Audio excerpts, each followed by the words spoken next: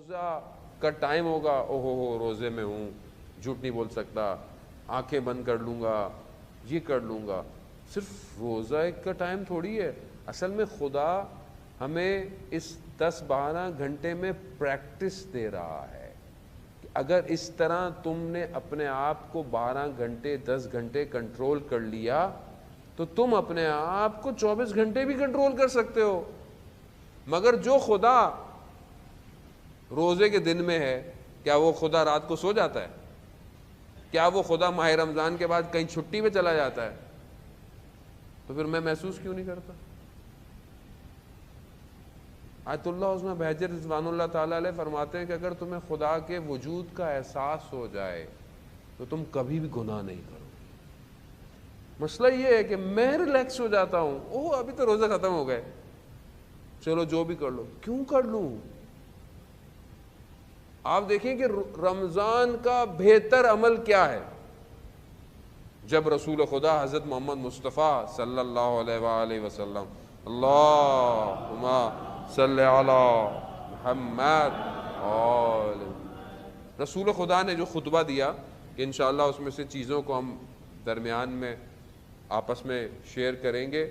وہ جو خطبہ ہے، جو خطبہ شعبانیہ کے نام سے مشہور ہے، جو رمضان کی فضیلتیں بیان کر رہا ہے، رسول خدا نے اس خطبے میں جب تو آپ بتائیں رسول ہے، خاتم الانبیاء ہے، یعنی رسالت ہے، اور وہ بھی رسول خاتم ہے، نہیں آسان نہیں ہے. پہلے نبوت، پھر رسالت، پھر رسالت کے بعد بھی صاحب کتاب، پھر اولو العزم، پھر اس پہ بھی خاتم النبی، یعنی بہت بڑا درجہ ہے.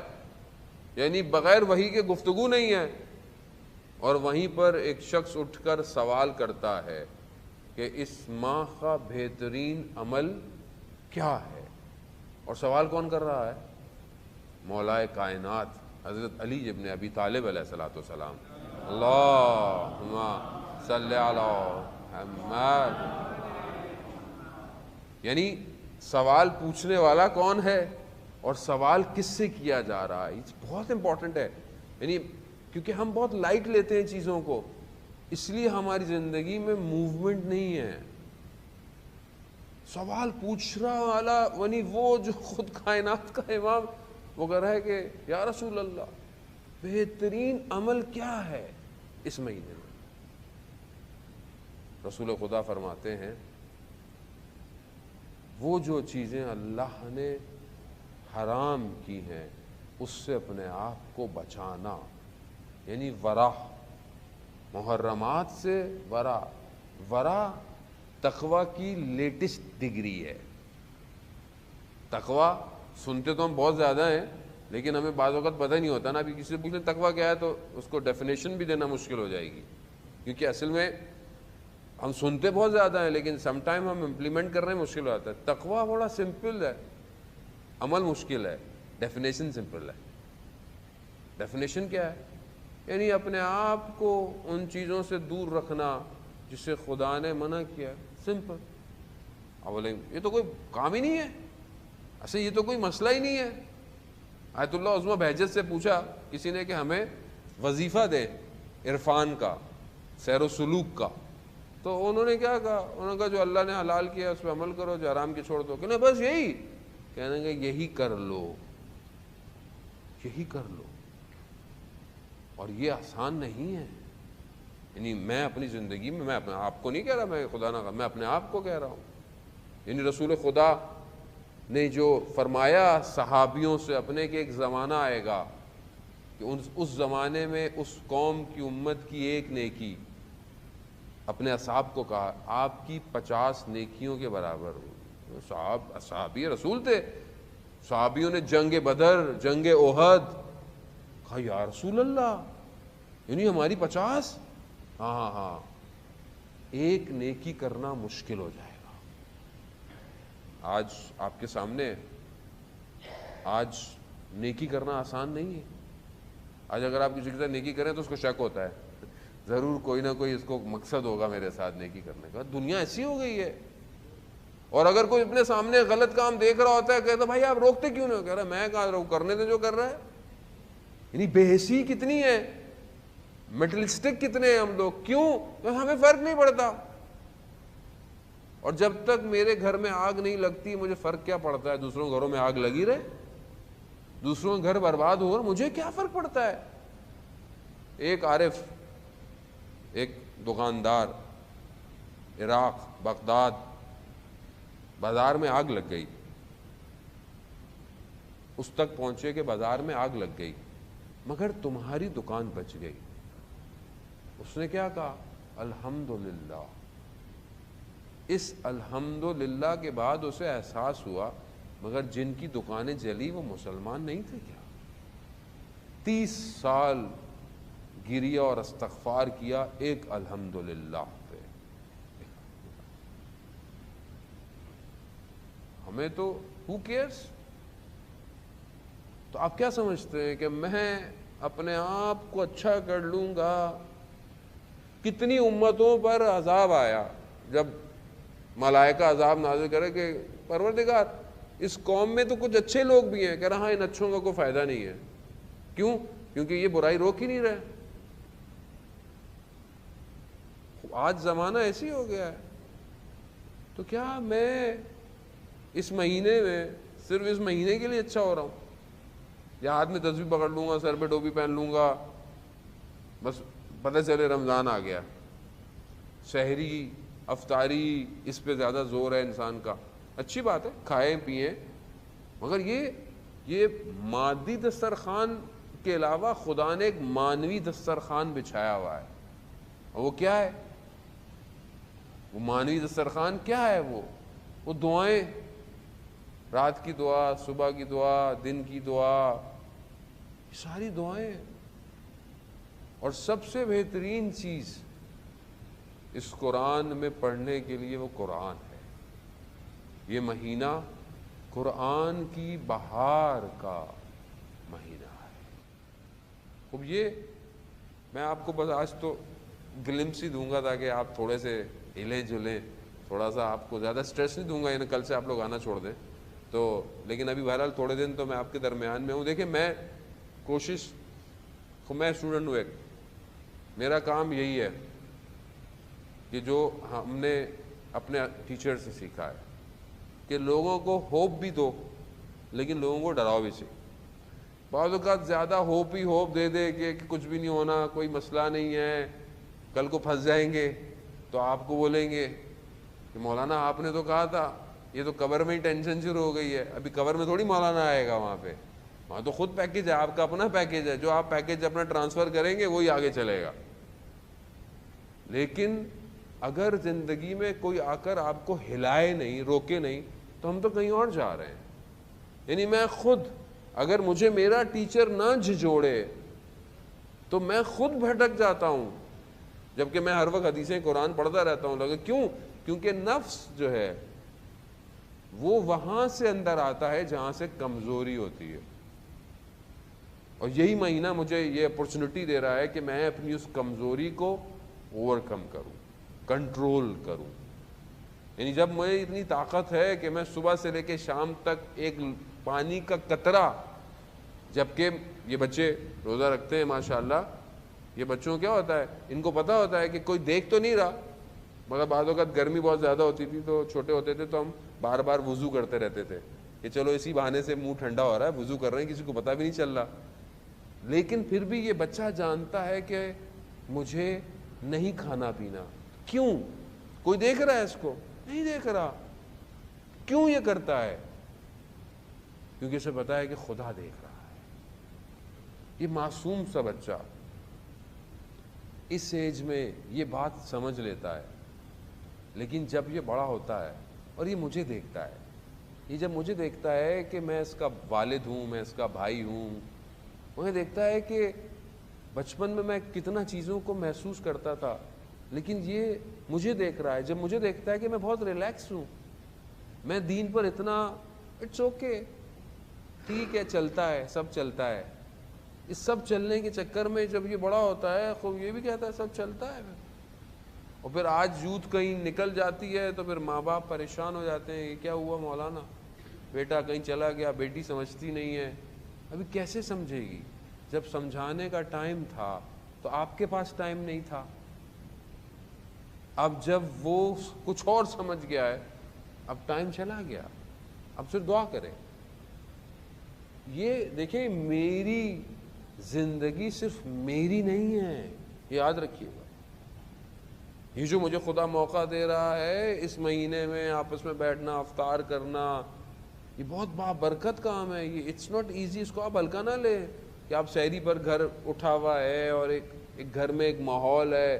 یعنی یہ خدا کی طرف سے رحمتیں، برکتیں ہیں کہ شاید آپ عام دنوں میں جمع ہو کے کھانا ہی نہیں کھاتے ہوں، مگر آپ اس ٹائم پر دعا پڑھ رہے ہیں، دعا چل رہی ہے، نماز پڑھ رہا ہے، کوئی قرآن پڑھ رہا ہے، کوئی بزرگ گھر میں بیٹھا ہوا تسبیح پڑھ رہا ہے.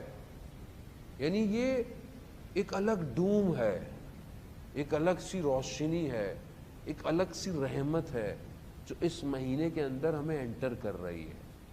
اگر میں خود نہیں سمجھ پا رہا کہ میں کہاں آیا ہوں، مجھے سمجھ نہیں آتا. میں آپ کو ایک ایگزامپل کے ساتھ آج کی اس بات کو اپنے اختتام کی طرف لے کے جاؤں گا. یہ میں پہلے بھی شاید جو لوگ مجھے سنتے رہتے ہیں انہوں نے سنی بھی ہوگی. ایک ہمارے دوست تھے، وہ یو ایس میں پڑھتے تھے. انہوں نے اسپرچولیٹی اور فلاسفی ایسٹ کی بک تھی، اس کے اندر یہ سٹوری تھی اور یہ ریئل سٹوری تھی کہ غالباً جرمنی میں جس کی سٹوری تھی، اس نے دیکھا کہ اس کا بھائی جو تھا وہ کچھ عرصے کے لیے کہیں چلا گیا. جب وہ واپس آیا تو دیکھا اس کا بھائی بڑا، اس کے آگے پیچھے لوگ، اور وہ بڑا اسپرچول، اور لوگ اس کو استاد اور یعنی مرشد اور ٹیچر. تو وہ اس کو بڑا ہوا کہ یہ سب تمہارے پاس کیسے آیا، تم نے کہاں سے لیا یہ؟ تو اس نے کہا کہ میں فلانی جگہ گیا تھا، وہاں مجھے ٹیچر ملا، شیخ ملا، اس نے مجھے ایسا کر دیا. تو اس نے اس کو کہا کہ تم بھی ایسا ہونا چاہتے ہو؟ کہتے نہیں، میں تمہارے جیسا نہیں ہونا چاہتا، میں تمہارے شیخ جیسا ہونا چاہتا ہوں. یعنی جس نے تمہیں کنورٹ کر دیا، میں ویسا ہوں کہ میں اور لوگوں کو کنورٹ کروں. اس نے کہا ٹھیک ہے چلے جاؤ. وہ چلا گیا. یہ غالب اس طرف، یہ ٹرکی ایران کی طرف، خیر وہ نکلا. اسے پتہ چلا کہ ایک شیخ ایسا ہے. وہ اس کے دروازے پہنچ گیا. اس نے دروازے میں نوک کیا، باہر آیا اس کا جو خادم تھا. کہا مجھے شیخ سے ملنا ہے. کہا اوکے ٹھیک ہے بیٹھ جاؤ. یہ بیٹھا ہوا ہے. رات ہو گئی، کھانا آ گیا، کھانا کھایا. کہا شیخ، کہہ رہا ہے ابھی تو بیٹھو. صبح ہوئی دوسرے دن، پھر کھانے کا ٹائم، کھانا آیا، بیٹھا. کچھ دن گزر گئے، شیخ ملنے ہی نہیں آیا. اس نے بولا میں اتنی دور سے آیا ہوں. اس نے بولا شیخ کی مرضی ہے. اس نے بولا میں بھی ملے بغیر نہیں جاؤں گا. تقریباً 6 منتھ تک بیٹھا رہا. 6 منتھ تک بیٹھا.